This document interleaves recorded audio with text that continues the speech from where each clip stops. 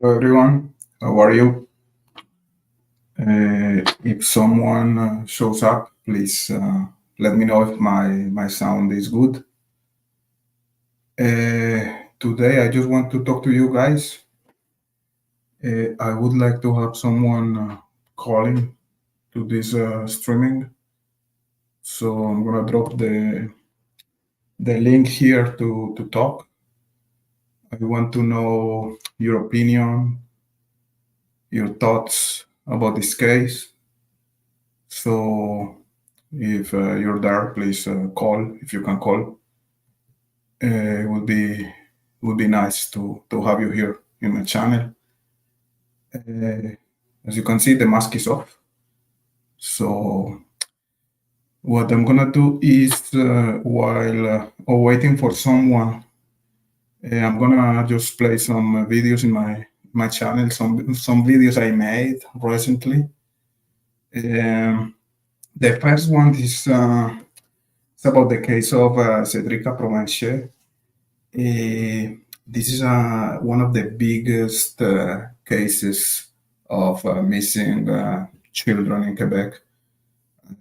I'm pretty sure you know about the Cedrica.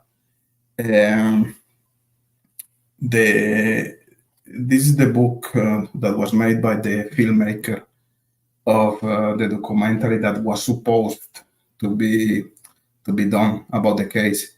The filmmaker, his name is Stéphane Parent.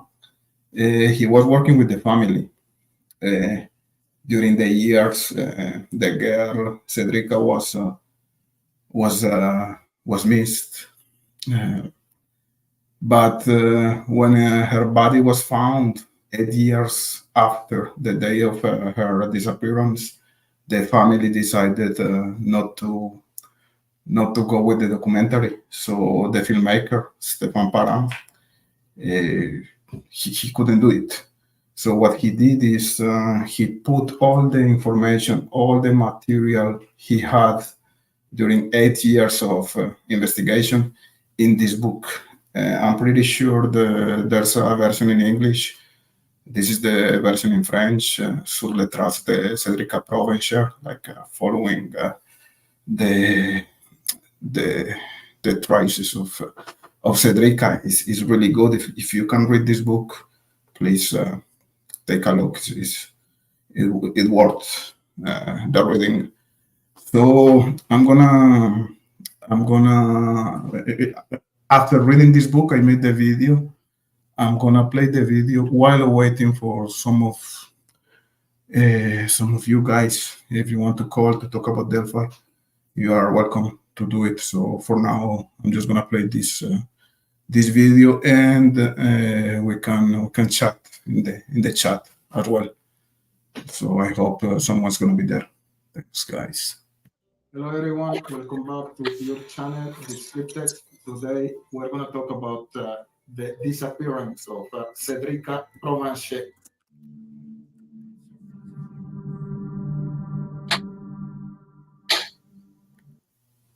Just gonna stop to say hello to Simdal, one of my loyal subscribers. Yes, man. I'm here since a week already.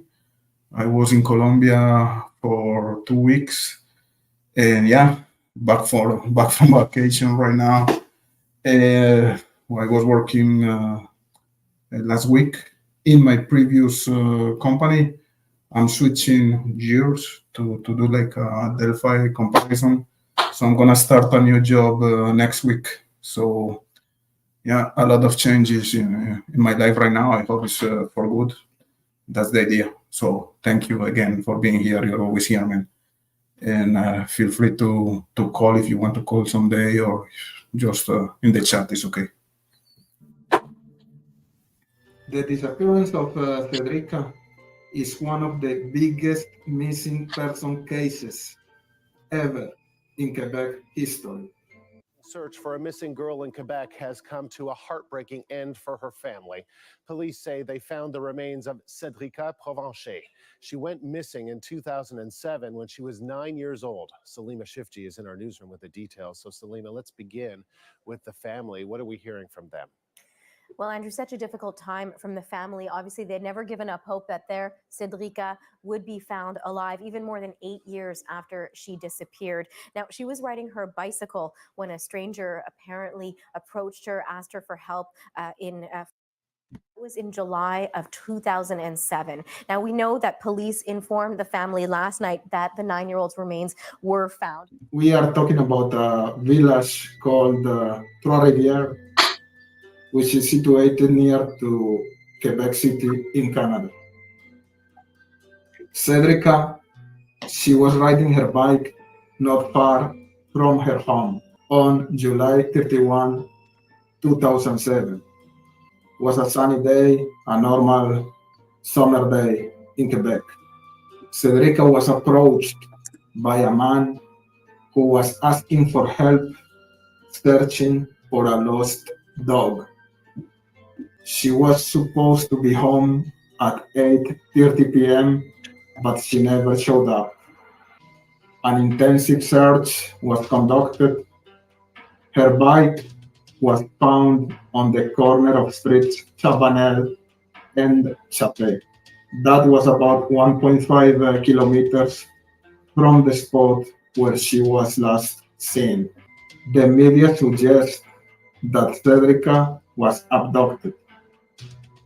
This was based on a testimony of a woman who said that a strange man came to her home 2 days before the disappearance, and he tried to get her 5 years old daughter and the 13-year-old babysitter to go swimming with him. The police stated they didn't have enough information to conduct an Amber Alert. Despite reports that Cedrica was seen with a man searching for his lost dog, over a week later, on August 8th, the Sûreté de Québec, they issued a wanting notice for Cedrica, suggesting that she had voluntarily run away rather than being abducted. So just a quick pause here. I don't understand how the police can say that a girl of 9 years old was running away. I don't understand that. 8 years old, 9 years old running away. That's crazy. And they had the information that there was a strange man asking for a lost dog during at least 3 or 4 days before her disappearance. So, police are stupid or just negligent, or I don't understand. What the fuck? It seemed that I just finished reading the bail application in the Rex Herman Lisk case. What a horror show that case is. Why? I don't have any information. I'm really lost about the case, the Lisk case. What happened during the bail application? Why do you say it was a mess? You can let us know in the chat, and any information is cool for us. I'm really ignorant about the case. I just saw. I just of course the general information we have that the guy was finally captured, but after that I don't know. I didn't follow too much the case. So let's continue here with the video. In the meantime, police concentrated on finding Cedrica by going door to door, searching a wooded area behind the homes near the San Maurice River. Police divers searched the nearby San Maurice River for traces of Cedrica. Cedrica's father, Martin Provencher, spoke with the media. He was pleading to the public not to give up searching for his daughter. If my daughter had been taken by a stranger, I want the kidnapper to leave her on a street corner where someone would find her and take her home. Merci. Merci beaucoup. It has been So that was Martin Promanchet, the father of Cedrica. Here, this is the girl who was supposed to play Cedrica in the documentary. At the end, it didn't happen. And Martin Promanchet, the father of Cedrica, he was working with the writer of this book, Stéphane Parent, on the documentary. But as I told you before, when the body of Cedrica was found, Martin, the father, he decided to stop the collaboration with the filmmaker, and he said he ordered, or he suggested not to go with the documentary. No one knows why. Maybe because at that moment the case was not a case of a missing girl, but rather the case of murdered children. So maybe it's because of that, and that's why this book was released after. a very emotional week for the Provencher family and, of course, for all of Quebec, as the remains of 9-year-old Cedrica Provencher were finally discovered all these years later to give us a better perspective and better understanding, of course, of what is going on with the case and with this family. Our Dominic Fazioli, news producer, joining us once again on the BT Catch. Dom, so many questions, but first and foremost, so much emotion involved here for everyone, really, right? It seems like the whole province is mourning with the family. I mean, it was one of the biggest missing person cases ever in Quebec history. I mean, there was a point, I think, in 2007, 2008, you couldn't walk anywhere without seeing her face everywhere, plastered around. It's incredible. And so, you know, obviously such a sad moment. Everyone was hoping for at least a different outcome. Yeah. Let's talk about, though, this investigation. Let's talk about, you know, now people are very, very angry and they want to find this killer. Where is the investigation on that? Are we any closer? I don't know. Police had a press conference on Thursday, and the reason I say we don't know because they're not saying much. Very tight-lipped. All they're saying is that it's progressing.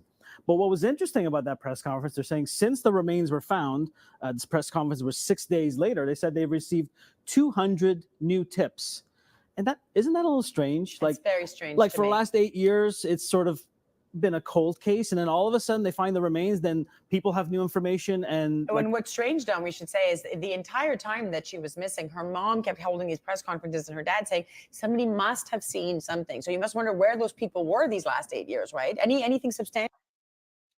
I'm gonna stop here because Ruckus is here. Hey Ruckus, man, give me a favor, please call to my channel. I want to talk to you. Ruckus is a cool guy. I would love to talk to you, man. To have you a couple of minutes. Come on, call to the channel and just to say hello, man. It's gonna be a pleasure. Potential that we know of coming from those tips? The whole investigation goes back to this red Acura. If you remember, in September 2007, about a month and a half after she disappeared, this bit of information came out, and it's still relevant today.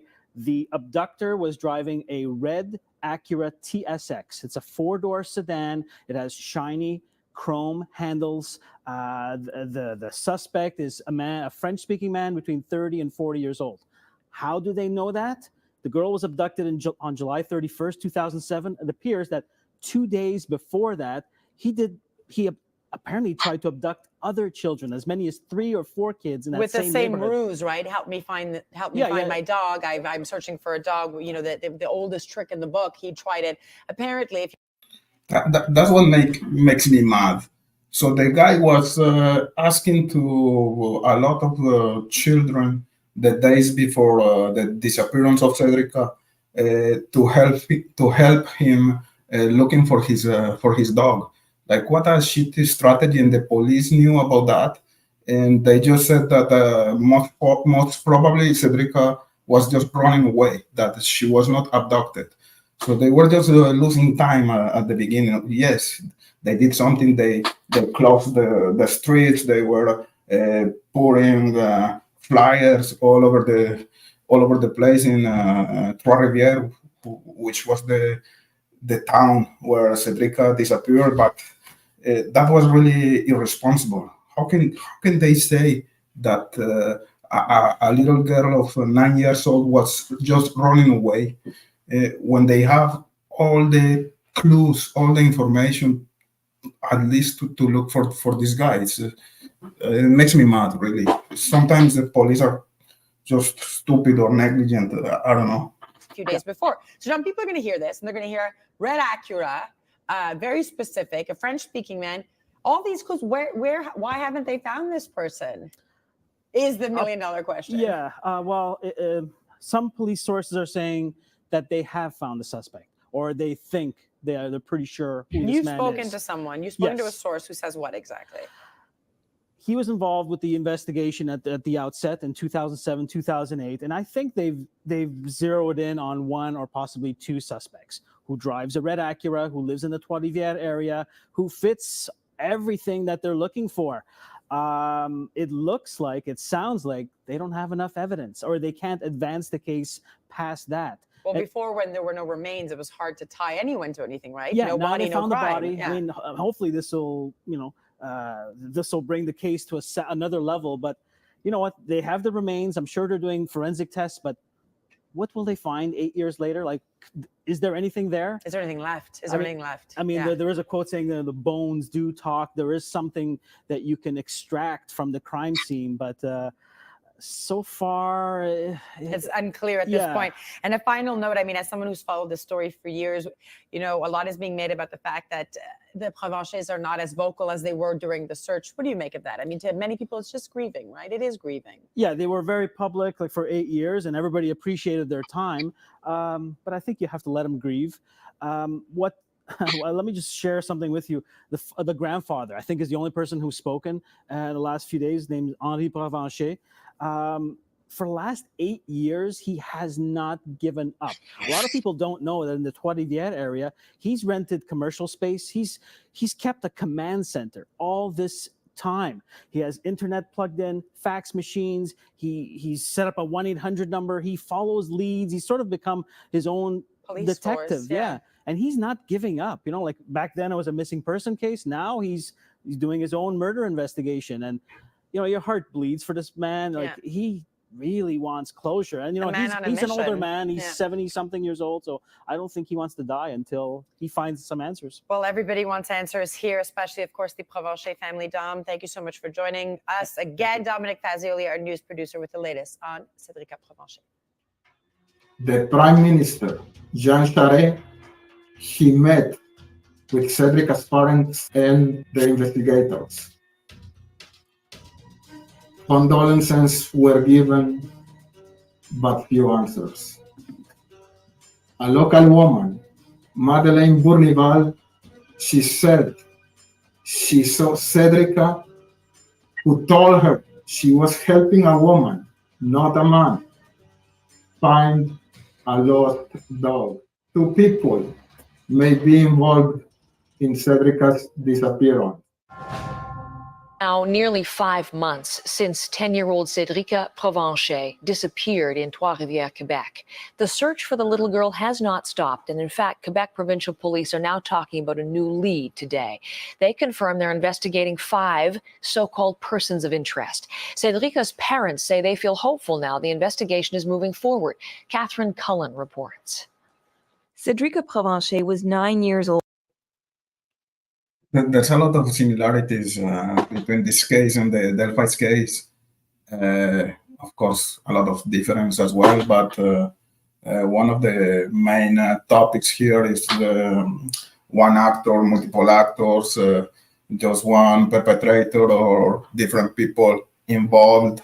So as you just watched here, they were talking about the possibility of having one guy and one woman working together in this disappearance, this abduction, let's say. Old when she disappeared. Her parents had to celebrate the girl's 10th birthday without her. Come New Year's Eve, Cédrica will have been missing for 5 months. But Cédrica's mother says despite what skeptics may say, she's optimistic. Karine Fortier says she has complete confidence in the Quebec Provincial Police. Fortier says she has a good relationship with the officers, and she believes they are working very hard on her daughter's case. Cedrica's father, Martin Provencher, says the police have kept the family updated. He says investigators haven't given him all the specifics, but he knew for some time that so-called persons of interest had caught the police's attention. Provencher points out that the investigation started without many clues, but despite that, he says things are finally moving forward. The investigators quickly concentrated their attention on a red Acura that was seen in the vicinity by a witness and captured on a security camera. This is funny, not funny, but interesting. Oh, Rocus is here. Just give me a couple of seconds. I'm so glad this guy is here, man. Rocus, I'm trying to add you to the What's stream. up, Cryptech? Hey, Rocus is here. I'm so glad, man. Finally. What's up, man? Yes. How are you? Good. Just I've been moving my studio to a different really? room, so yeah. Moving from where to where? Well, I was on the sun porch. I live in Florida. Yeah, and okay. it's getting too hot, my friend. To be. So Are I you moved living everything back in the house. in Miami? No, I'm north of Tampa in Homosassa on the coast, a little town on the coast on the Gulf side. You have to go to watch some soccer games with Messi. Yeah. Do you like soccer or not? Yeah, I spent 2 years in England when I was in the Air Force, and that's how I got into soccer. Really cool, man. It's a little bit crazy right now in Florida with Messi, huh? Yeah, it is crazy. That's a big draw. Hopefully, soccer is the most popular sport. It's football. Yeah, but for sure. In America, it just never really took a hold. But now, if you get someone like Messi here, that's a big draw. That's worth it just to go see him. He's a legend. Yeah, he's a legend. He's the best in the history, in my opinion. Yeah. He's good. Now, I'm aging myself, but when I was in England, the team that I liked was Liverpool. I love Liverpool.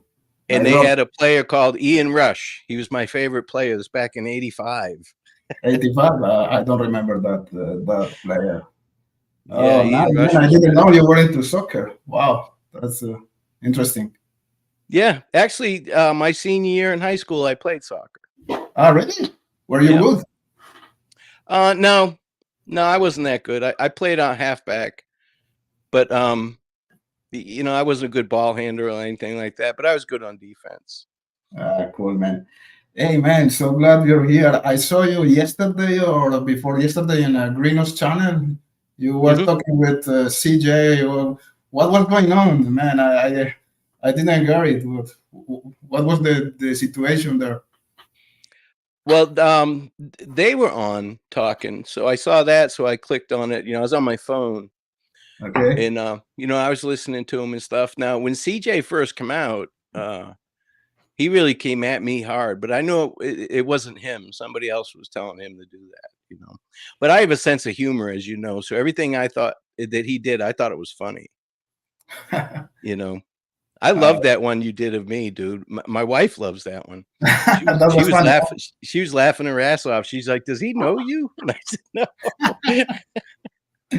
Part 2 is coming, man. I'm working on the new video about. Oh, good. No, I'm just kidding. I'm glad you took it like that because that was the idea. That was the intention, just. Yeah, dude, it was hilarious. It was fantastic. My sister-in-law didn't realize at first that you had cut and pasted. No way. She's edited. Yeah, she says, he's good, huh? And I said, yeah. I've been offered a couple of times to do interviews for like documentaries, quote unquote, but I don't do them just because of that. Because you're not very skilled in editing and stuff like that? Well, no, they could edit what I say and make it sound like something I didn't say. Okay, and there's some, yeah. Yeah, that's why I don't do them. I'll do lives with people, you know. Yeah, I know. Okay, man, cool. Yeah, I'm glad you like it. So yeah, dude, that was great. Now that you're here, man, tell us about what are your thoughts about the case? What are your feelings? What is your main theory? If you can share your thoughts with us, it's gonna be great. You talking about Delphi? Yeah. Yeah. And again, this is my theory. He's guilty. He did it. I'm surprised. I'm honestly surprised that he hasn't pled out yet, to be honest with you. Mhm. We You were don't know waiting. all You of were the evidence. Say what? no, of course. Agree. Yeah, so law enforcement, they wouldn't his defense attorneys, everything that they've done up until this point screams that they know he's guilty. Because at first, if you remember, they wanted to have a bond hearing. They said the PCA was weak. They didn't have enough to even charge him with that, Mhm. because the charges they put on him is a zero bond, of course. So they wanted to have a bond hearing and see the preponderance of the evidence and get that reduced so that he can get a bond and get out. Well, once they got some of that discovery, they changed that to a suppression hearing instead of a bond hearing. So that, to me, that says a lot. Yeah. That tells me that they think that they're screwed, But But do you think he's the abductor and at the same time the killer, or what do yes, you think about that? Yeah, you think yes, he's the killer? absolutely. Yeah, Okay. absolutely. Now he And getting back to the PC for a second, a lot of people say that it's weak, that there's not enough probable cause there. Well, a judge signed off on it, so there is probable cause, but they don't want to put out too much information. If there are other people involved, or if there's evidence that could possibly be destroyed, they won't put that in the probable cause. What the probable cause is, you have to articulate what the guy did enough so that a reasonable person, and that's the key word in our Constitution, a reasonable person would believe that he committed this crime. Well, then you get due process from there. So you get arrested on probable cause. That doesn't say you're guilty. You're arrested on probable cause. yeah. So he's really doesn't have a leg to stand on right now. And to me, it's not because of what law enforcement's saying, because they're not saying anything. It's because what the defense attorneys are saying and doing, their Mhm. filings and all that. They're getting more and more leaning towards appeal. To me, they're trying to get things on record in case there's an appeal. That's what it looks like to me, anyway. Okay. We have Faye here. Thank you, Faye, for your words. And we have seen that he has a question for you. Actually, it was my question too. What do you think about the clients? Because in my opinion, the clients are involved. And actually, my theory is, well, I would have to do a video about that. But I think I agree with you. I think Richard Allen is involved. Most likely, he is bridge guy, in my opinion, with the limited information we have right now. But I think the clients played a big part of this murder here, and I actually believe the statement of Keegan Klein about the red jeep, and maybe you know why, because you were watching my previous videos, and I don't discard that Tony Klein was probably the actual perpetrator. Maybe Richard Allen was bridge guy, leading the girls to the crime scene, to the crime area.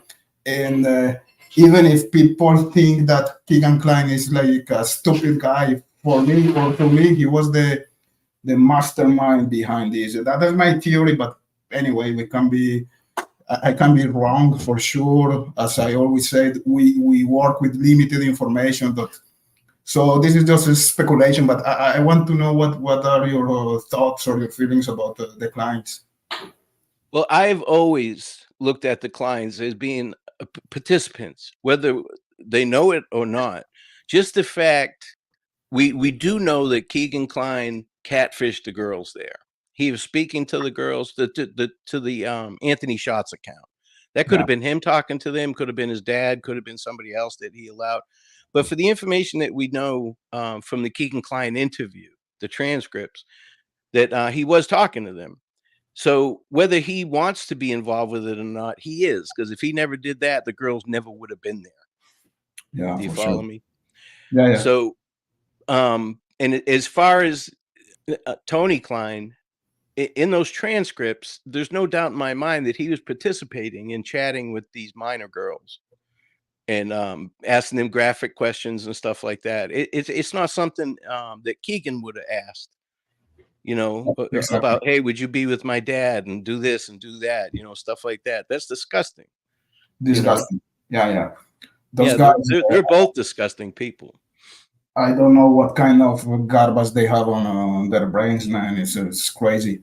And we have all of the other, like, how can you call it? Uh, Information about the clients, the marathon gas station. I don't know if you know about the statement of one of the victims of Keegan Klein, and she was saying that he was like video streaming with four black guys masturbating in front of her. This is crazy, man. This guy, everybody thinks that Keegan Klein was just behind the computer, just talking and being lonely, as he said the other time. But this guy is really, it's a creepy guy. It's disgusting. We have the Lila or Kyla statement about I would watch you, or I will watch you bleed out. And I don't know, when you try to connect the dots, to me, these guys were 100% involved in the murders, man. Sure, they check a lot of boxes, don't they? Yeah. They sure check a lot of boxes. But they all say that. They all say, "Oh, I'm just lonely. Oh, I made a mistake." You know, they're perverted people. You know, and there's more of them out there. That's what the scary thing is, brother. Yeah, and what I find really like coincidental, let's say, is that after the interview of Keegan Klein in the Grissom Air Force Base, we have the Wabash River search, and then after that we have the arrest of Richard Allen. So to me, there's like a sequence of events. It's really clear, that path, in my opinion. So I'm not able to disconnect or the clients with Allen and the murders. I don't know, what do you think about that? No, I agree with you 100%. That's a hell of a coincidence that he goes to Griffiths Air Force Base and gets interviewed, and then they search, and they actually brought him out to the Wabash River. But then they also searched out on 18 west of town, the bridge that goes over the Tippecanoe River. Law enforcement searched that as well. Now, it wasn't covered as much, but it definitely happened. So they searched that area as well while they had Keegan Klein out. Yeah, we have Frank Meister here. He says no actual evidence of the ski mask incident ever happening. What do you think about that? What can you say? I know that Frank. Yeah, Frank contacted the county and the city law enforcement to see if there was ever an incident report filed on that, because allegedly they called the police on this ski mask guy, but they have nothing. They have nothing. But that could be, they may be hiding that as well because they have something. You have to remember that the Kleins, right after this Delphi crime, they went to Vegas. Yeah, and exactly. when they come back, they had law enforcement there with a search warrant, and Keegan Klein was like, "Oh shit, I'm screwed." And so they went through their house, and he didn't turn one of his phones over, and he took the time to delete it, reset it, all that, and then brought it to him at a later time. But so convenient, huh?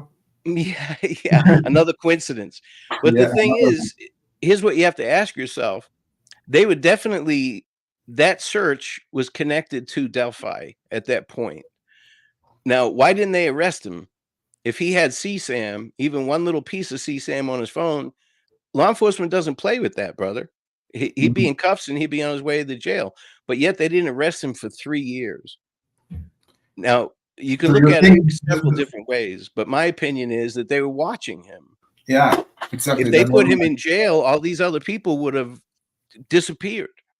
But at the same time, yes, I agree, and I think that was the case. They were watching him, but they were allowing him to do some crimes against other children. No, this is kind of like creepy. Yeah, no, I agree. I agree with you, but we don't know because he pled out. He changed his plea. We never got all the information. We don't know how many of those conversations that he was having with minors was actually law enforcement. Okay, maybe they were like some agents undercover or something like that. That's what you're trying to say. Yeah, and they do it all the time. They'll go online and pretend they're a 12-year-old boy or a girl or 13 or whatever, and set these guys up, and they'll have like one officer, male or female, will play several different children at the same time and get these guys. And that's how they get access to them, and that's how they find the other victims. They have to prove that they're doing this stuff, and then they find the other victims as well. Yeah, But that we don't know yet, and that's another thing too. I mean, well, why aren't they looking at anybody else if there's other people involved? Well, maybe because he's already in prison. Do you know think what I mean? they offered a deal to Kick and Climb? I think he got immunity on Delphi. That's I what have I the- think. I have the same feeling, exactly the same feeling.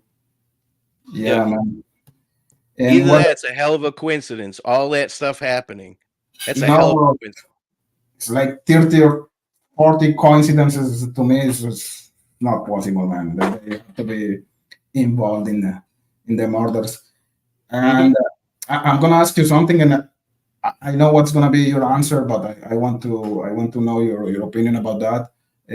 Tell me about the Odinism stuff. What do you think? What are your thoughts?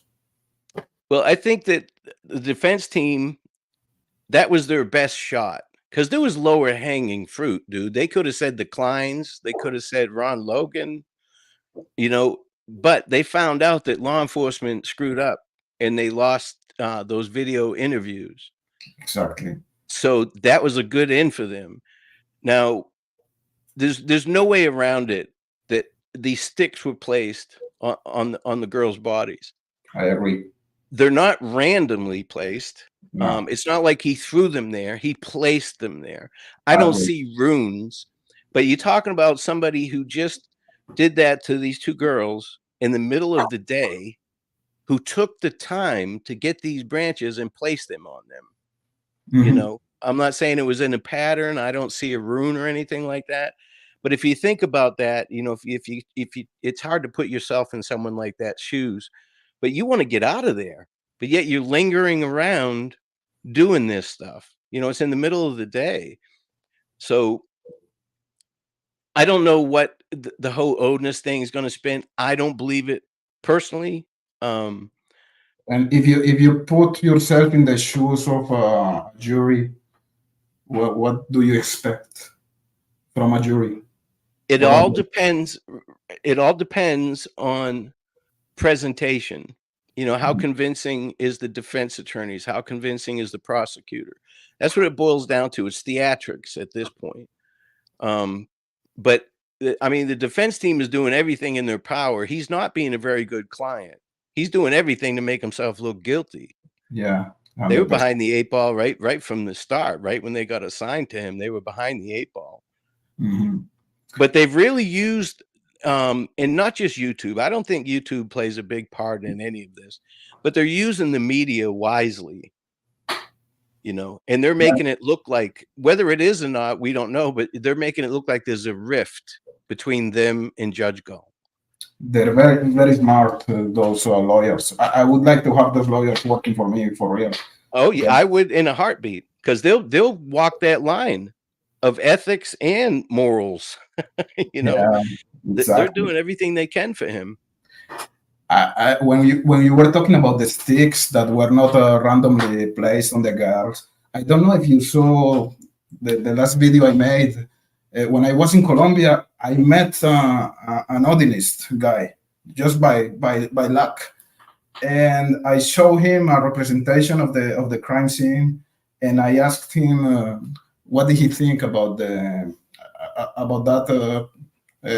description, let's say. And he told me that he was not able to recognize any rune or any composite rune.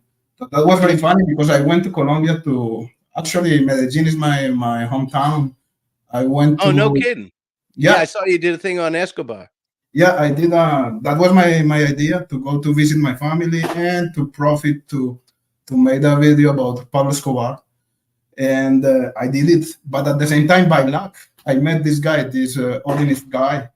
So I took advantage to talk to him about the crime scene, and that's what he told me. He was not able to recognize any room or any composite room.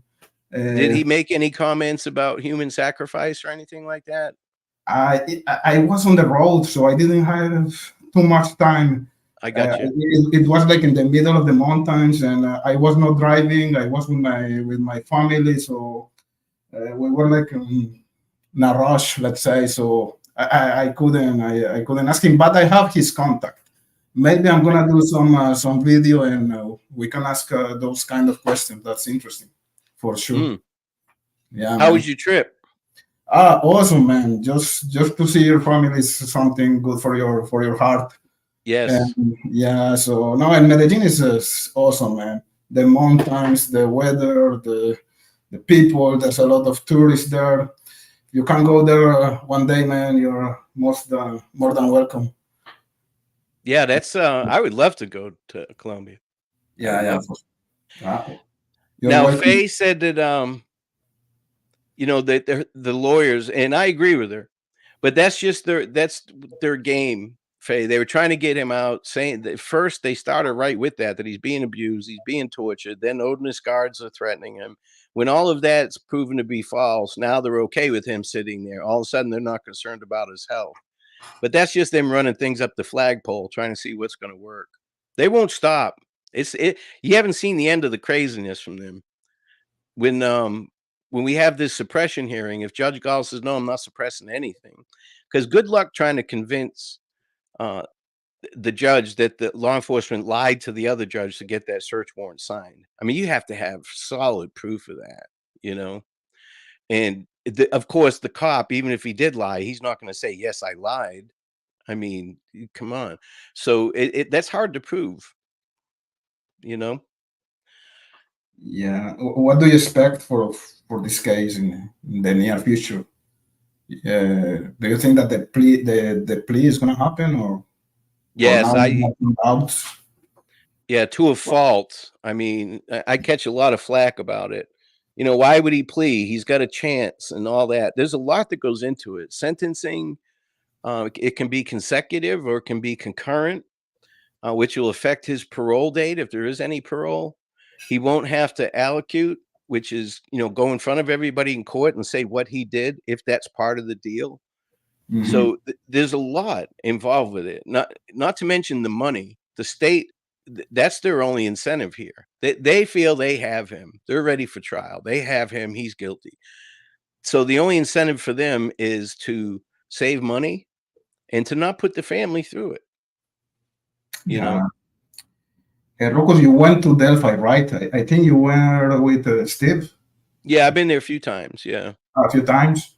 And what is the most important information you gathered there with the locals?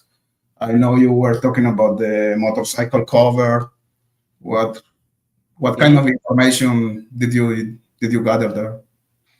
Well, the locals that I met, we had like a little barbecue, and it was fun. We had it at a different park, at Riley Park, I believe it was called. Okay. So there's probably 15, 20 people there. And, you know, Frosty was there, you know, the whole troll farm, the people that get troll farm now tag. So, you know, that's when I met all those folks. But Steve and I actually went there at night as well. Because we wanted to see, I mean, it's difficult terrain. Unless you really go there, it's hard to understand. It's difficult, either crossing the creek or going up and down to the cemetery or going up and down towards the bridge. It's difficult. And to be able to traverse that terrain and control two teenagers, you know, that starts to make you think, you know, can one person do this? You know, that was my initial thought. Or even if they actually cross the creek. Yeah. But the thing with that terrain, though, is that carrying somebody in the dark while people are searching in that area, I just can't see it happening. You know, I don't know how they could do it. You know, I've been there, like I said, during the day and at night. and we use very small flashlights because we wanted to see navigation wise how it was. And it's difficult, man. It's very steep, it's very slippery, there's roots, there's rocks, there's barbed wire, there's dead leaves on the ground. And it's not easy. No matter when you stand at the crime scene, right, and you face the water, there's a little bit of a bank that goes up. It goes up a little bit to the creek, right, because of the erosion. But if you turn to the left, it's uphill.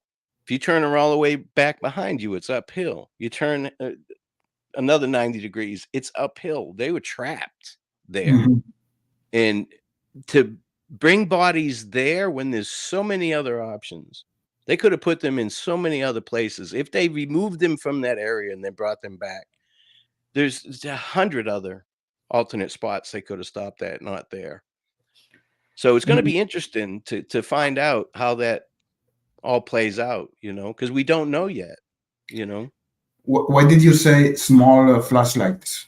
What did you point out that specific? Well, we had larger flashlights, but we traveled to and from with the smallest flashlights that we could, because if you were out there in the middle of the night bringing bodies and people were searching, okay, you would want to be as But people were searching at the time?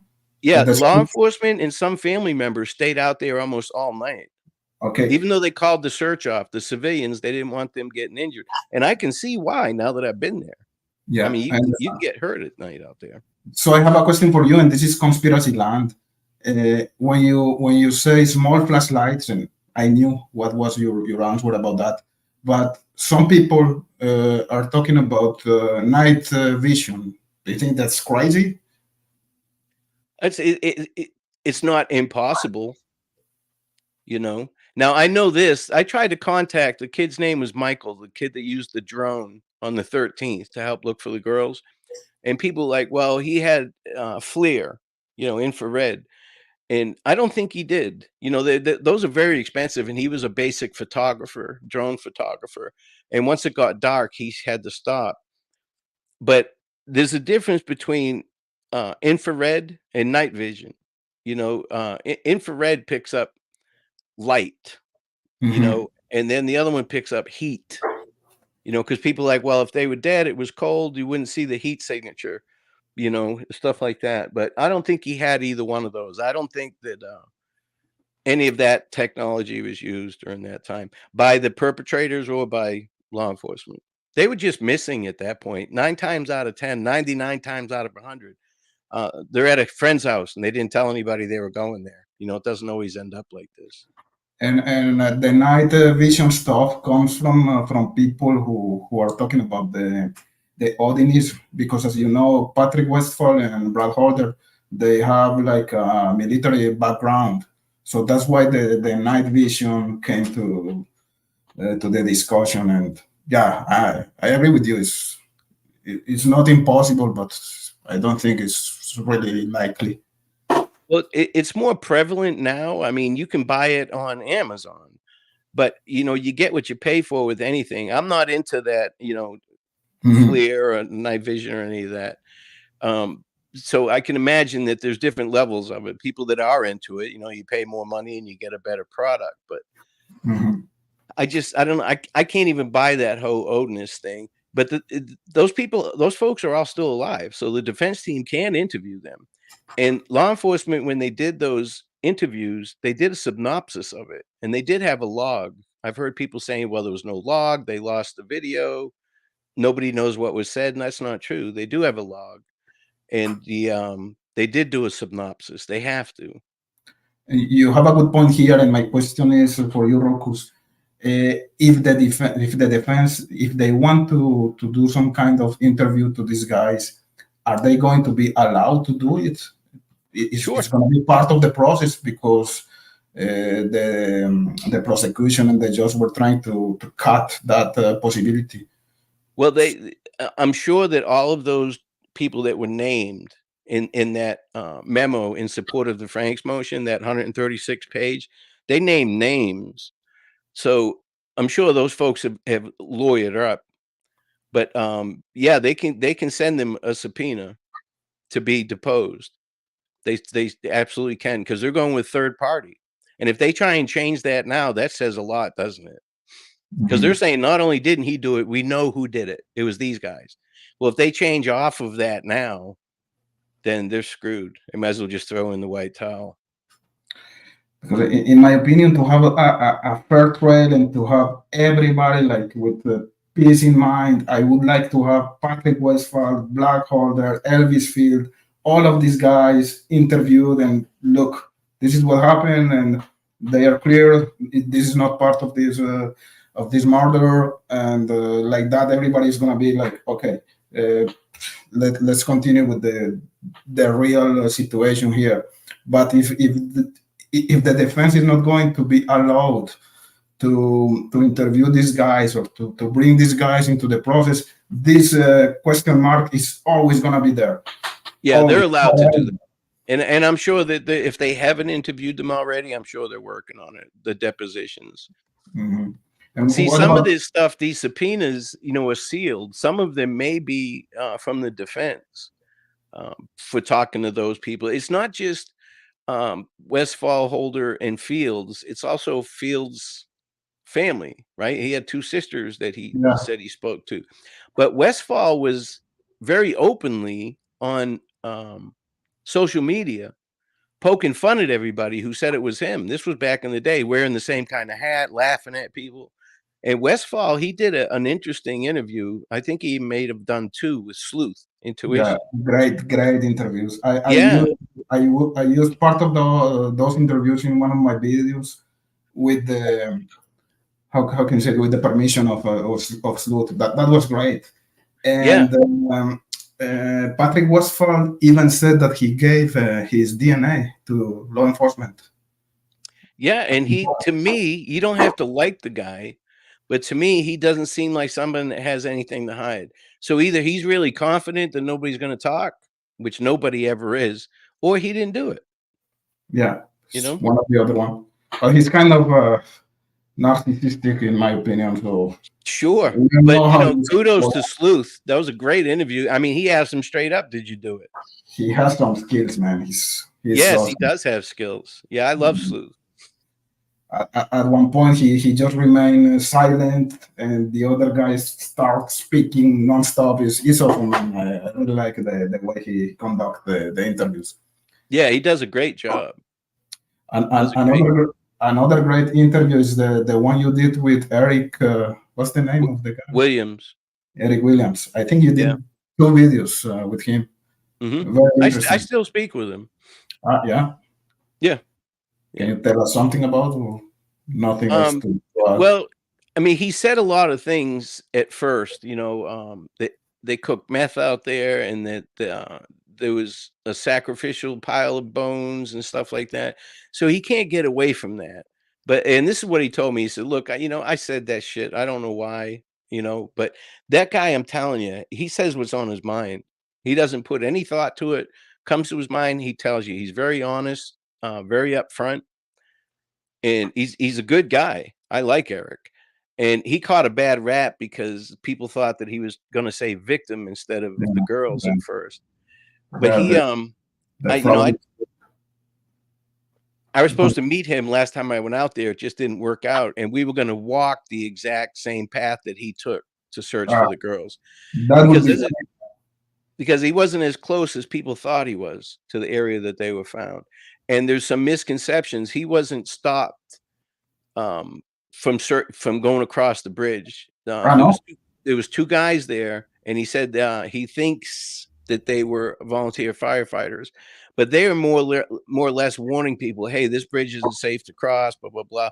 And he said, F you, I'm crossing anyway. So he crossed the bridge. And he made the comment that, his buddy, who was Libby's uncle, he didn't want to cross the bridge, so he went back down to 200.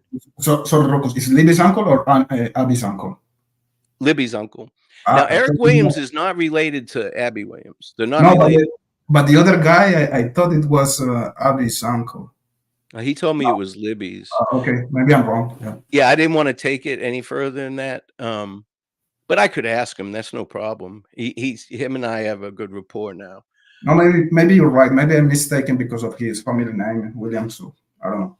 Yeah, a lot of people got that confused. But he Mhm. made the comment that if my buddy could have got his truck onto the bridge, he's got a big like floodlight, on his truck. He said he could have lit that place up like a football field. That term came from Eric saying that if we could have got the truck up there with lights, we could have lit it. Now people are saying, how could they not see the girls? It was lit up like a football field. I have the same questions. I could see missing the girls in the woods at night, and in the area they were in, but the clothes in the water, that would jump right out at you, because they spotted those clothes right away as soon as the next day when they started searching that area. The photographer noticed them from 75 yards away. He'd noticed the clothes in the water. So that's always got me. How come they didn't see that big white bottom of a sneaker in a white shirt and stuff like that? Tie-dyed shirt, colorful. But we're going to have to wait and find out, what actually happened. We don't know yet. Yeah, I agree. And other than the Kleins and Richard Allen, do you think there's someone else involved, in your opinion, or because I've always said it was more than one person. I've always said that. At first, I was saying that he would plead out and snitch on other people, but the closer we get now to gonna find out the truth, the more it looks like that he may have operated by himself at the scene. I'm talking about at the scene. So he may have worked with somebody else, and because all those types of people that target younger girls and boys, they know each other, and they communicate and they connect and they share things and stuff like that. I mean, we'll never find out what was in that Dropbox that Keegan had because he changed his plea, Yeah, understand. But now he's appealing his sentencing. So by not taking a plea deal, by changing his plea, he can appeal his sentencing. So that's going to be interesting too, to see what happens there. Yeah, what's my concern, is that what I think is if Richard Allen is found guilty,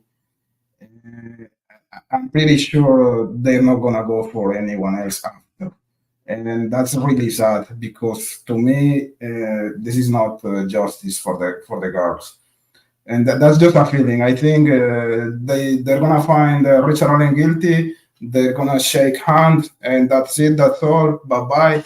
And I don't know. It's just my feeling, and it makes me kind of sad, man. Well, they know a lot more than we know. Law enforcement does. So, we'll have to wait and see because they're not going to put information out. Like people are saying that look at the Long Island serial killer. They put all that information out to the public, and that's why well, that's because that guy was a serial killer from 1993. It wasn't a one-off crime. And they're not saying that anybody else was involved in Long Island. So this case here, how many times is the law enforcement saying, listen, we're not saying this is the person that killed him. And then they're saying, well, the bridge guy is the one that killed him. And then they say, well, you got to remember there's things happening off to the side that you can't see on that video. And keep in mind, this is only one person talking. So and even Nick said that, others were involved, other players. Yeah, he told that clearly in public. Yeah. So when you put that together and you say, okay, well, they're looking for more people. And if you look at the way they've operated, keeping things so close to the vest, it would make sense that that's what they're doing. But we'll see. I mean, I've been wrong before. But yes, Dan, I think he'll plead out. Yeah.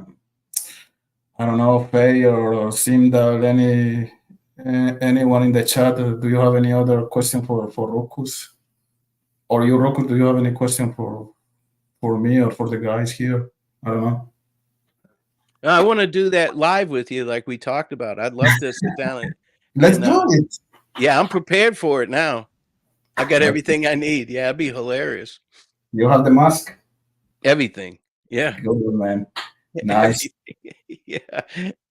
No, it was really, really nice to have you here, Rukus. I appreciate your input, and we we are free to disagreement, but I think we have a good chemistry. We can talk in a civil way here, and I'm really glad you were here, man, talking with us. I appreciate your background, your knowledge, and it was great, man. Anytime, man. Thank you for the kind words, but anytime. I've been watching you for a while, and I try and promote you as much as I can. I love your stuff. Yeah, same here, man. Thank you so much, Rukus, and yeah, let's keep in touch and let's do that video. And Okay. just before finishing, you're moving your studio, you told me? Yeah, I moved it inside. I've just got to get the green screen set up and the camera, but everything's done. You know, there's a lot of equipment. So you're not gonna do any video for a while or what? Oh no, I'm doing one tomorrow. I'll be done. Okay. Yeah, I'll be all set up tomorrow. But then I'm going on the road for about a month with Steve. We're going Yeah. out to California. Yeah, we're doing some eDNA work and working on about 4 or 5 cases. So That's really cool. You should yeah, do it's some nice to kind get of to meet these victims' families. You know, we actually I'm friendly with these people, you know. nice. So You should do some kind of a documentary, man. You're gonna have a lot of material during that trip with Steve. well, I feel honored that Steve asks me to go along. You know, this will be a third time going with him. So he does lives while we're on the road, you know, from the hotel room and stuff like that. And I'll do little shorts with my phone. But to Mhm. me, I'm there helping him and supporting him. And Okay. I wouldn't have met all these people if it wasn't for him. So I don't try to. We're working behind the scenes. See, you have to be careful. If you get information and you don't turn it over to the right authorities, you'll lose that evidence. Because Mhm. unless you're an agent, a sworn agent of law enforcement, someone could confess to me, and that's just hearsay. You know, so you have to be very careful. So, and we can't record people or anything like that. So we do things a little bit differently. Steve's really intelligent. I'm the talker. Oh, You this know, guy's when it's amazing, time to man. talk, yeah, when it's time to talk, Steve pushes me out front, and I take care of business. But he's the brains behind everything. And he's a liar. All that So, shit he talks about me is a lie. Just so everybody knows that. I don't sleep the whole time. so You know, he's the brain and you're the balls. that's it. Yes, that's it. That's it. I knock on the doors. I'm not afraid to knock and talk. But like I said, you have to be careful. You don't want to screw things up for law enforcement either. We work as closely with them as we can, but we do the things that their hands are tied that they can't do. So they appreciate what we're doing. Cool, man. We're gonna wait for that. It sounds really interesting. So Yeah, it is. It's fun. have fun, and stay safe, man. Yeah, I appreciate it. Thanks for having me on. All you guys, have a great rest of your weekend. You too, Rukus. Keep in touch, man. All right, take it easy. See ya. So that was Rukus. That was really nice to have him here. I love his energy, and yeah, that was awesome. I would like to have any other guy, any other viewer calling. What about you, Deja Vu or Dan? Do you want to call? Or True? That was the idea of this live. If not, I think we're gonna finish here. Or let me know if the chat call or StreamYard. Yeah, StreamYard, man. Dan, you want to call? I'm gonna put the link right here. So if you want to call, you're welcome, man. Classic Cryptex. Thank you so much. Deja Vu. Deja Vu is another one of another loyal viewer. I'm glad you're here. Dan, 1 second. I have to walk out the door for work. I'm down. Yeah, no problem, man. Take your time. So while waiting for Dan, I'm gonna continue playing the video of Cedrica, and then we're gonna have Dan the phone.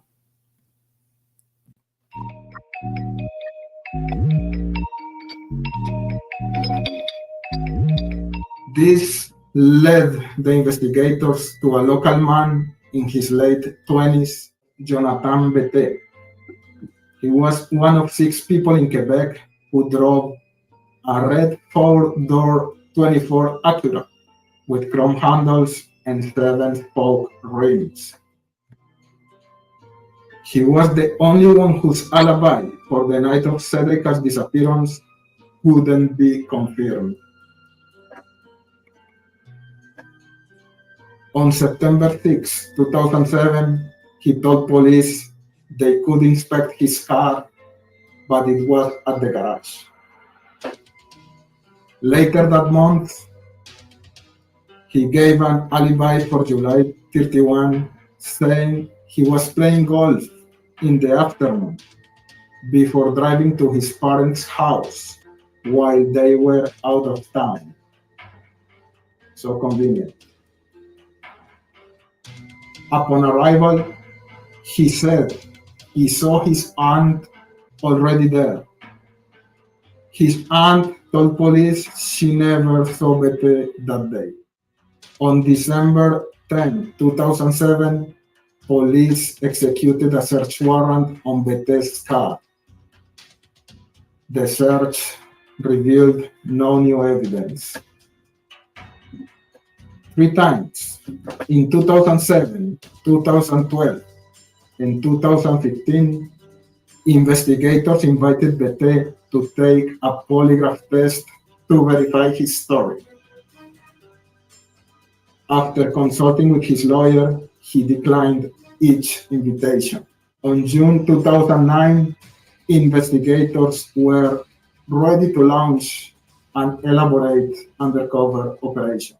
They told Bete he won a weekend at the Mont Tremblant Golf Resort in a scratch and win contest.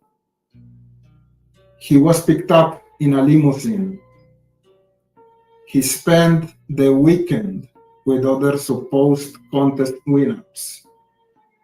All of them were undercover agents. One of the undercover agents, he befriended Bete.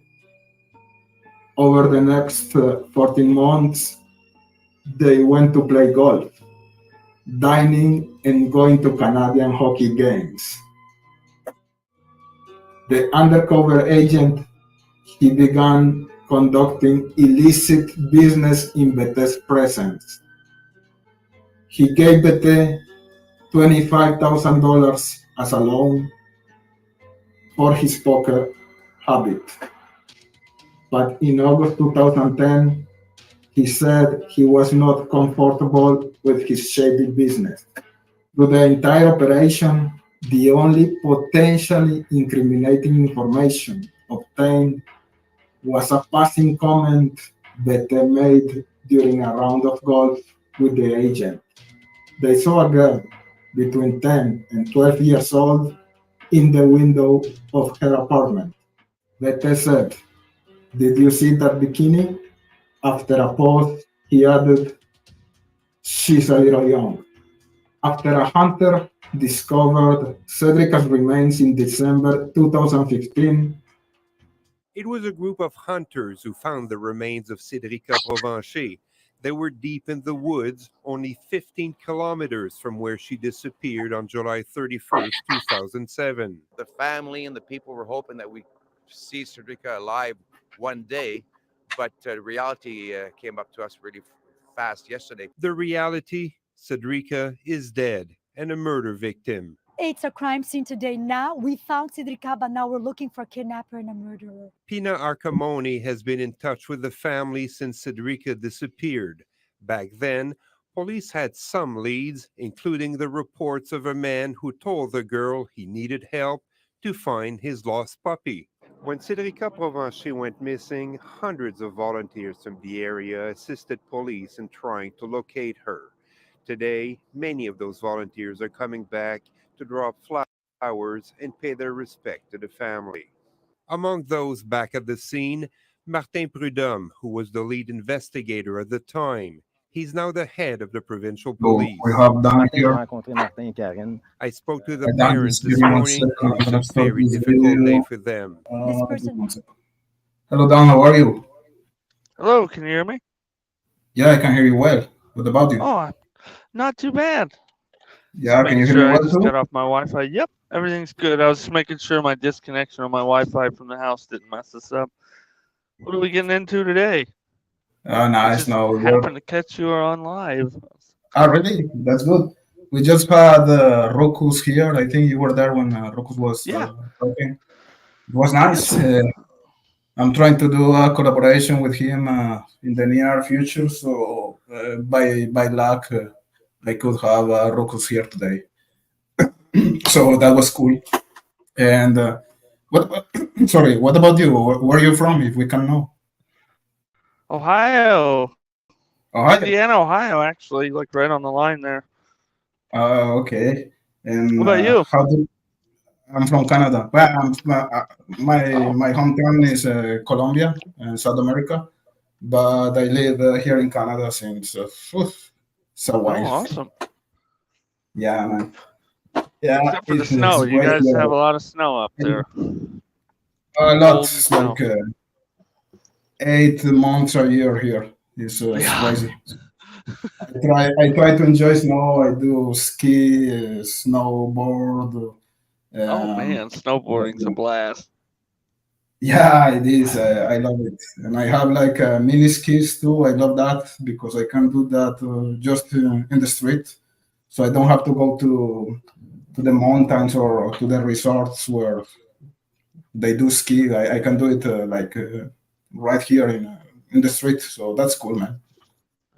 That's Trying to enjoy the cold in the winter. Yeah. Come down here to the States. There's some warm stuff down here. Yeah, That's what I'm trying to get out of this Midwest climate. Get into something warm. I think we break the record of heat in the United States this year. Is crazy. How did you start? We're out chasing tornadoes part of the year. Yeah, and, on YouTube or just in general with the. No, and following this case, Delphi. Oh, the original news. I mean, I lived in Toledo, Ohio at the time. Okay. But it was just all over the news, and I think I want to say maybe a year after it happened or less than it was 2018. But Greeno had something on there that piqued my interest about Tobe Lesenby, and other than that, I kind of just casually followed it. You know, Yeah. I basically I was a normie, and then all the legal. I'm more into the legal stuff. And then that started, and I got real in depth to it. I'd follow it every time a new suspect popped up. You know, Daniel Nations and every person that the internet people said was the bridge guy. Yeah, Chadwell and all the usual suspects. Chadwell, that was a. Do you have a channel? I do. It's under the same name as Contrarian Dan 92. I haven't done anything with it yet because I've been collaborating with CJ, and he's got a bunch of crap going on.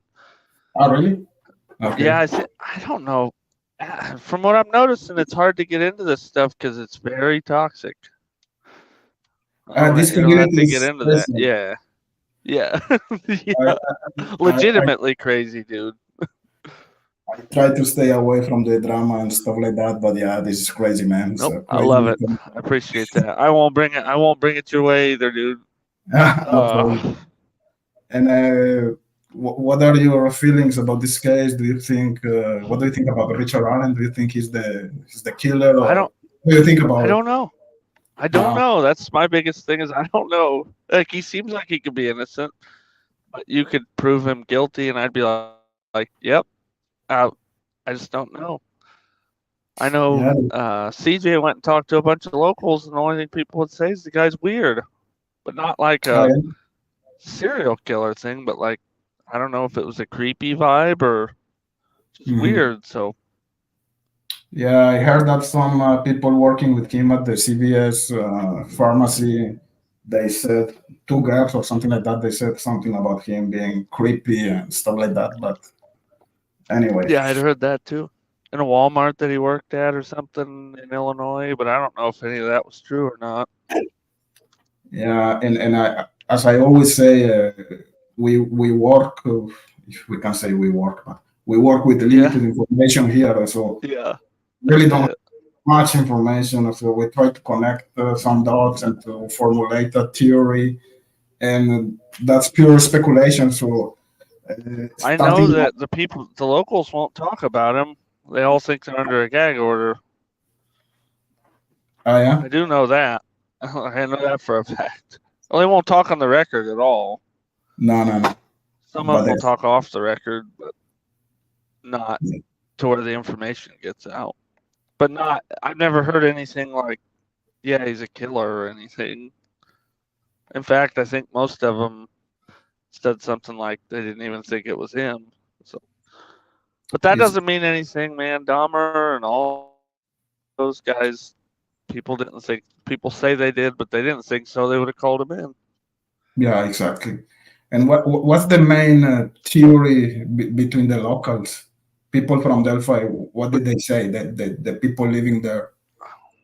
Do you know I see. It something wasn't that was CJ talking, but I didn't think they had a theory. They just didn't know if that guy was guilty, from what I gathered.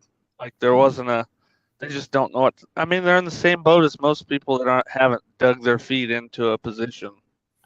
You know. Yeah, I have the feeling that a lot of locals still think that Ron Logan was part of this. Yeah, I would guess too.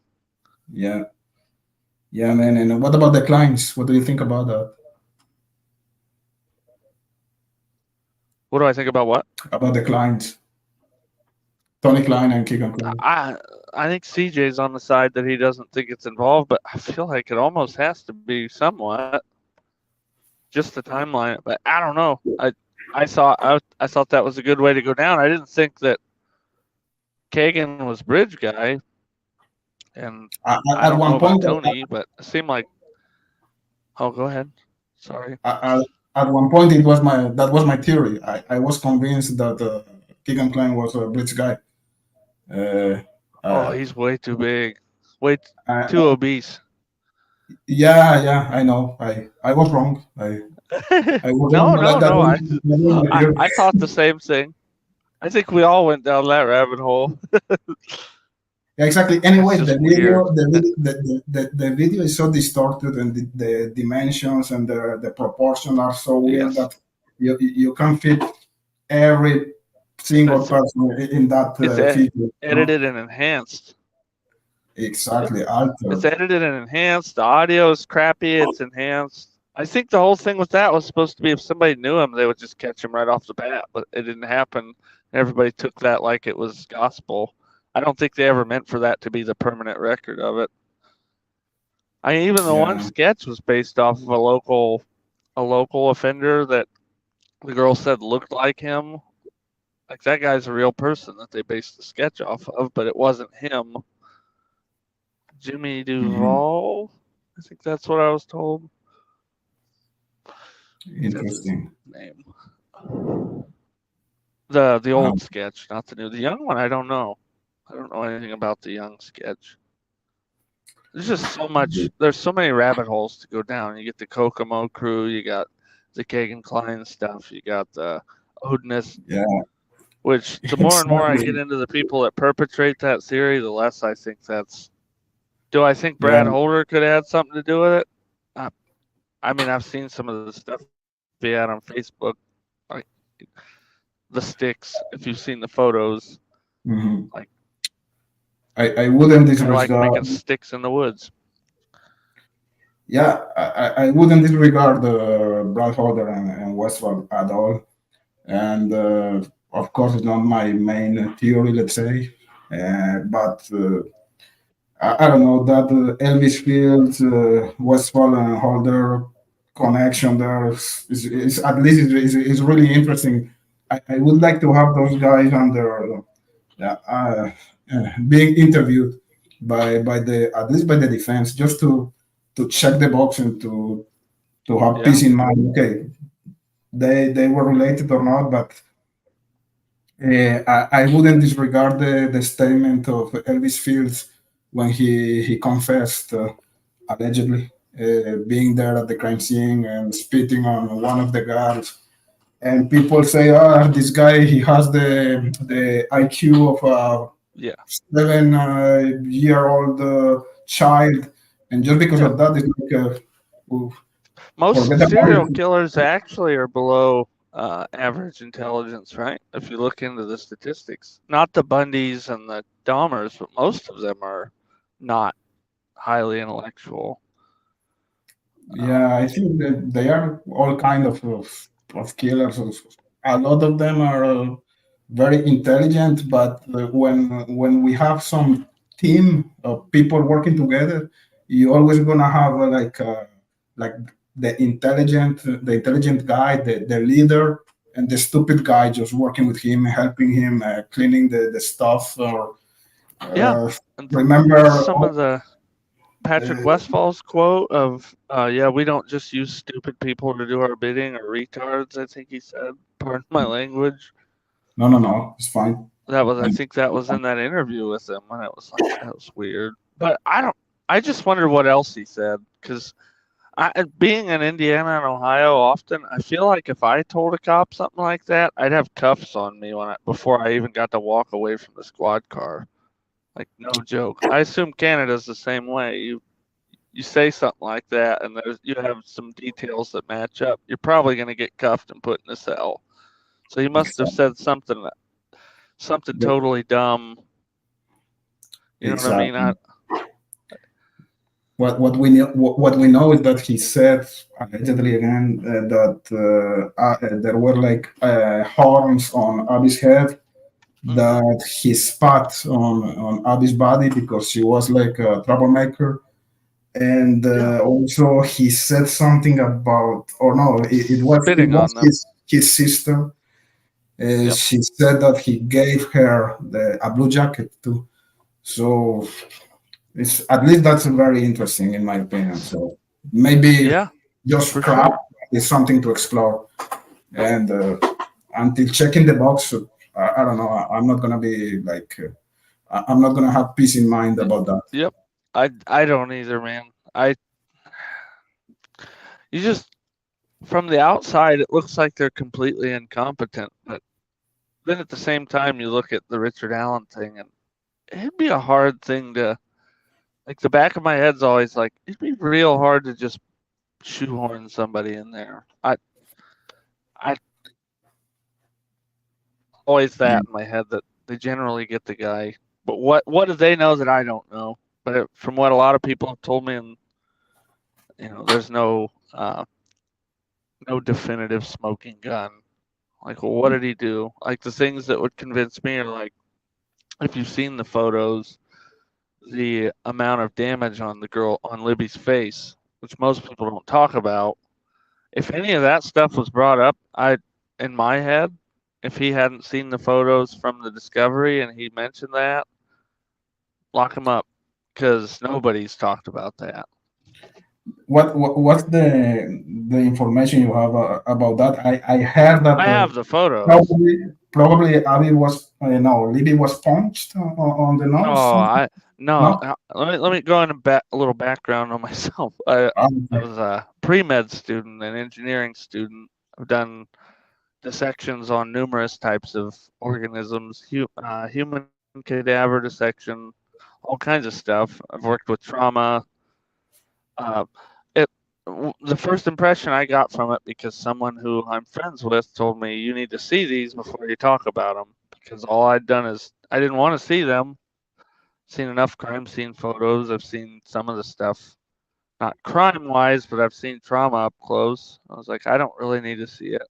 But I looked at them, and what you can glean from the picture, them being crude as they are, it looked like somebody slit her from her lip to her ear, and it looked to me like somebody pulled her by her face, like they were either trying to take her face off like a mask. You peel skin off of a chicken.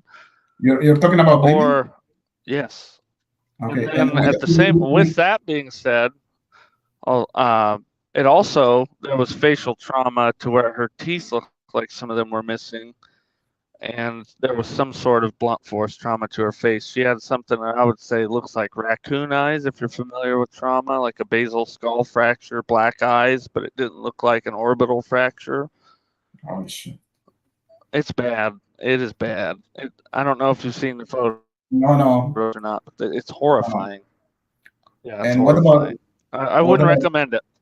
No, I understand. Libby just looks like she's sleeping. I've only seen the two, and I think it's the two that most people have. But Libby just looks like she's sleeping. You can't tell anything was from the angle of the photo that I saw.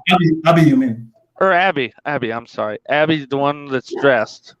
Yeah. The pictures I saw had the black photo. The body's kind of whited out. You can't see much blood other than like the shirt line on Libby, right? Mm-hmm. You can't see the sever wound that everybody talks about, the sticks covering it up. But no, this is kind of breaking this on your show. I've mentioned it one other time, but no one, I guarantee you look through YouTube, you're not finding anybody saying this, and it's true. Like I could, off air we could talk about it more, but yeah, no, there's so much trauma. It's way worse than people think. Like the sticks are, when you see it, the sticks are irrelevant to what you're talking about. You look at the girl's face and you're like, what the hell? And then you hear them talk about her neck was almost severed. And you're like, that was a brutal, intentional, there was a personal element to it. It's either that or it's a cartel thing, because the only other place I've seen wounds like that are cartel hits. And I've seen those videos. ISIS and cartel, that's the kind of injuries you're looking at. That's horrible, man. So what do you think about that situation? The Abby being treated like a very brutally, and Libby, and Abby just like not that bad, let's say. I don't know. Something personal against Libby or her family? I have a little bit of psychology knowledge, but I really don't know, because is one the one that brutalized the target, or did they target the other one and not want to kill the other one? I really don't know. I don't even know where to go. I would have to ask someone who's like a profiler or something of that nature. That's never been my forte. And thank you, Dan, for that information, but because I never heard about that. I heard from another creator that Libby was maybe punched on the nose, but that was... Yeah, her nose looks like it's gone in the photo. It looks like somebody cut it off. Like, it doesn't look like it's there. Her face, dude, her teeth are not inside of her mouth is not there. Like, you can see the muscles and the tissue around her jaw. Like, I'm sorry, I didn't mean to get that. No, I feel like people need to know this, though, man, because it changed my whole perspective on the case after hearing about these sticks on the head. Everything else is these giant regular twigs and sticks. The ones on her head were the same bramble that's all around her. That's my opinion. People say it's over the hair. It must be that. And when I looked at it, my first impression going at it cold was the sticks are like a distraction. Look at this brutal. It looked like a regular brutal murder scene, just with sticks tossed on top and some posing. Because the posing is there, but that's not what my focus was drawn to. So yeah. Now that you're telling me that the sticks are just smoke. I really didn't know about that. I don't know if they are. That was just my cold take on it. I cannot say that they're not odinous. I can tell you that I looked through, as somebody who's not into Odinism or anything, I went and scrolled through Google for like compound runes and, Odin and Loki and this, that, and the other. I found one that could be it, but nothing went, hey, that's it. Not a single one I saw. There was one that looked similar to one of them, but nothing. It seems like it was just like the posing's a completely different thing than the sticks. If you think sticks are odinous, the poses are like tarot card stuff, and it seems like a jumbled mess, except for the violence. You can see the brutal intent of that. Yeah. The rest of it. I don't know if you were here at the beginning of the streaming. No, I came in right before I messaged you guys. Okay, because I was telling you guys that I went to Colombia recently, and by luck, I met an Odinist, and I showed him Oh, the I saw that. I saw your interview. Yeah. Okay, cool. And actually, he said that he was not able to recognize the runes or the composite runes at all.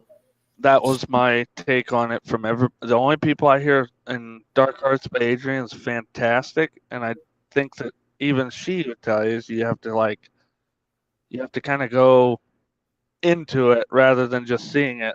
And even talking about Brad Holder, if you look at, I could send you some photos if I had your email of his Facebook stuff. His stuff that he has in pictures of all these stick runes, they all look like the runes that they're talking about. And that's not what you get from like you can decipher the things that he has on his Facebook. Yeah. Can you repeat me, please, Dan? I don't recall. How did you get the pictures? Through everybody has them. Okay. Believe it or not, everybody has them. They just don't get posted on the internet, and it's a wonderful. It's like an unspoken agreement that people have, I guess. Okay. I don't. Okay. Like, I got them sent to me by more than one person. I'll put it that way.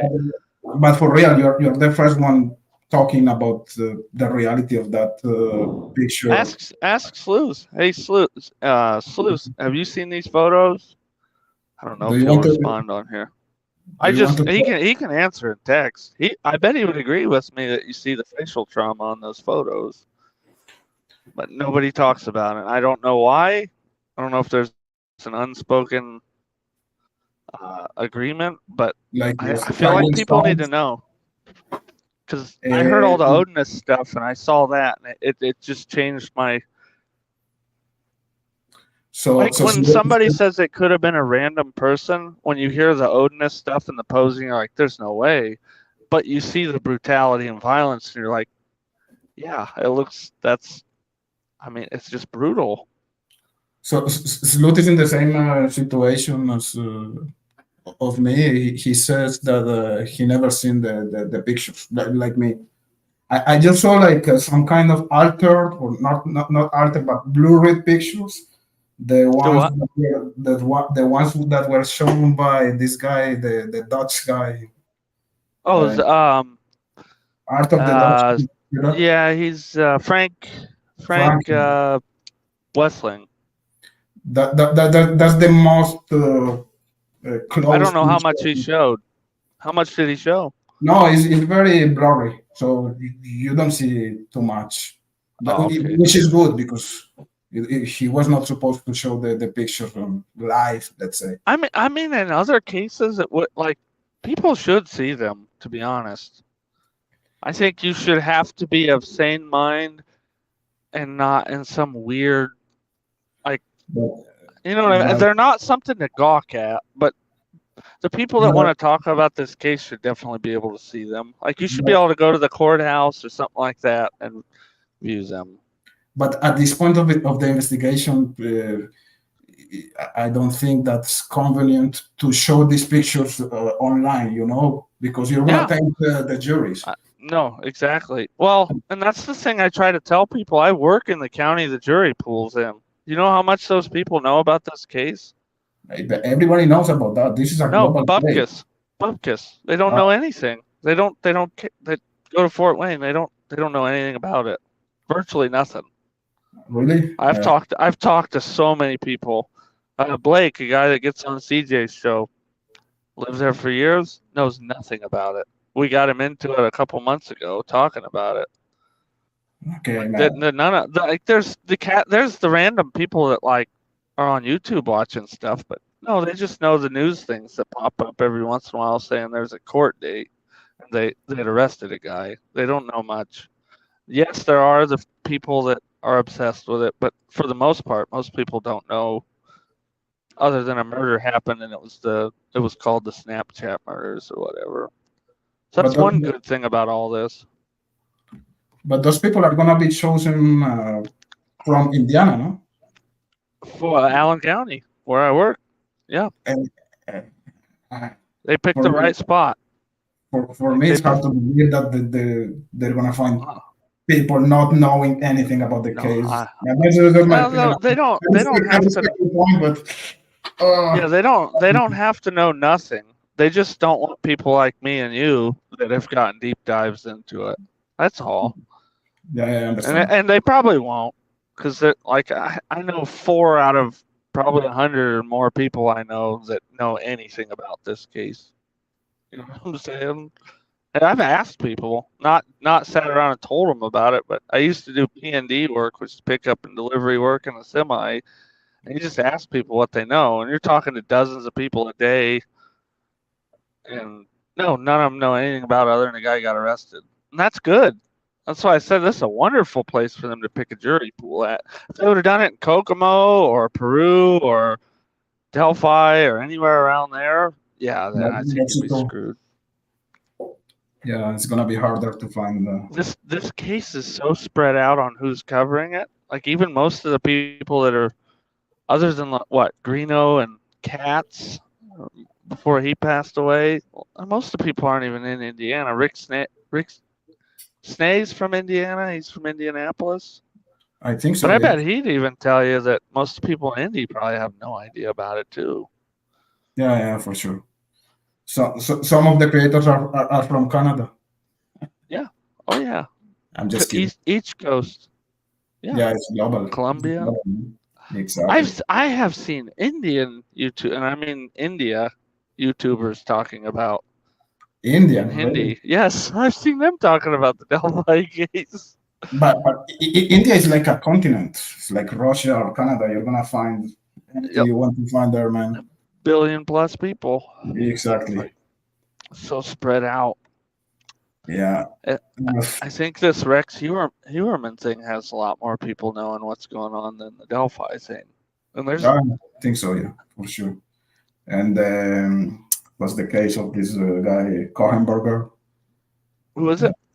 Idaho. Oh, Brian Koberger? Yeah, exactly. That's huge. I don't know why. This case is not as big as it should be, I don't think. It's big to us. It's big to a lot of the people I know. But it's just not. I don't know how to explain it. It's like a niche thing. Yeah, I agree with you. And anyways, Dan, thanks so much for that information. That was new for me, really. And I was looking into Delphi like every single day, and that information you just gave us was what I think I didn't a know. lot of the people that haven't seen those photos have no idea. They've just heard it's brutal. And I mean, somebody I know saw the actual photos that weren't, I don't want to say whitewashed, but they weren't the same photos that I have, and they literally called me and told me, yeah, that's exactly what you said is what it is. So it's very brutal. The photos I have are not well enough to tell you what kind of instrument was used. My initial impression was like somebody getting stomped on, but I don't know. Could have been in any sort of blunt object. Shit. And that made it make sense to me how you could get 2 of them at the same time, because you knock one of them out and then go after the other one. Yeah, and then come back for the other one. Because there is blood on her hands. That's another thing that I don't know if it's talked about. Her hands are covered. Abby and Libby, or just Libby? Just Libby. Just I didn't. Libby? Yep, her hand. From the photos that everybody has, there's a shirt line that's covered, and then her hands. I was told there's a lot more of it on the real photos, like she's covered in it completely, but I have not seen those. So I can't verify that. But the source that I had on that, it's a very credible source. Well, to control 2 girls, it's not that hard, in my opinion. You have just to control one girl, and the other one is gonna be just intimidated. Yeah. Hey, look, if you do something bad, I'm gonna kill your friend, and that's it. You control 2 girls by controlling just one, in my opinion. I'm the same way. And there's fight, flight, or freeze, and people freeze all the time. Mhm. Is there any other thing that you consider is not being spoken as it should be? I don't know. I still don't have it ruled out that it could be a random person that nobody's talked about. I don't know. The creepy wrong person? No, I'm just saying the person that Ah, the perpetrator. If it's not Richard Allen, it could be a third party that we don't even know about.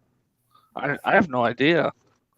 I don't know what the police have. I was so anxious in January, well, back in October before the lawyers got taken off. I kind of just want this case to be over with so the speculation can go because Same a lot. here. I hope it's not gonna be delayed again. And I think speaking with Faye on Greeno's show, it's like at the end of the day, we want justice for these two. Just some of us disagree on where that line is and what threshold we have for it. I think that's a big thing that I don't think gets communicated in these like analytical talks where we all just depersonize or dehumanize the victims. That's not my intent. In case anybody hears this and thinks that, I'm more of an analytical person in general. I just try to take the emotion out of it. Of course, I donated to the initial fundraisers, and it's horrible, man. I have kids myself. I can't even imagine what the family's going through. I don't like slinging. People have slung crap at the family. I don't personally believe they're involved in it in any way. The dad being drugs, and maybe that's linked to it, maybe. But I don't think he would know about it. Because I think he'd be screaming from a rooftop somewhere if he did. I don't think you couldn't shut me up if that was the case. Yeah, I understand your point. I'd be on every news channel going, this MFer did this, but I don't know. Yeah, man. Anyway, Dan, thank you so much for calling, and appreciate your information again. And I hope you can talk in the future and maybe do something together. I'll have to link up with you somehow. Maybe are you going off now? Yeah.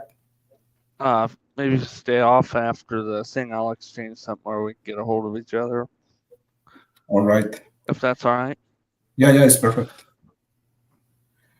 So thanks for having me on. No problem, Dan. Thanks to you. So thank you, guys. I'm gonna just finish here the streaming, or if you have some question for Dan, that's the time. Maybe before yeah, I'm not all knowing in this either for the chat. I'm not sure how many people are in here, but you can ask me anything, but I'm not the premier expert on any of this stuff by any means. Yeah, no, I think I'm just gonna finish here this. So how do I do to stay just with you? What's that? Oh, you just when you hit, are you on StreamYard? You just hit offline, and it'll keep us posted in the thing as long as you don't kick it. I think it works that way. Okay. When you just hit go offline, or it's in the top right corner.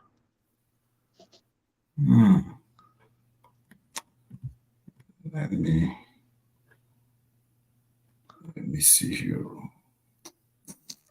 Really don't know how to do that. Live Studio, no. End stream. No. Yeah, end stream should do it, I think. I'm gonna try to do end stream. Just gonna say bye bye to Simdal. Thank you for being here, and to the rest of the guys. See you. Peace, guys.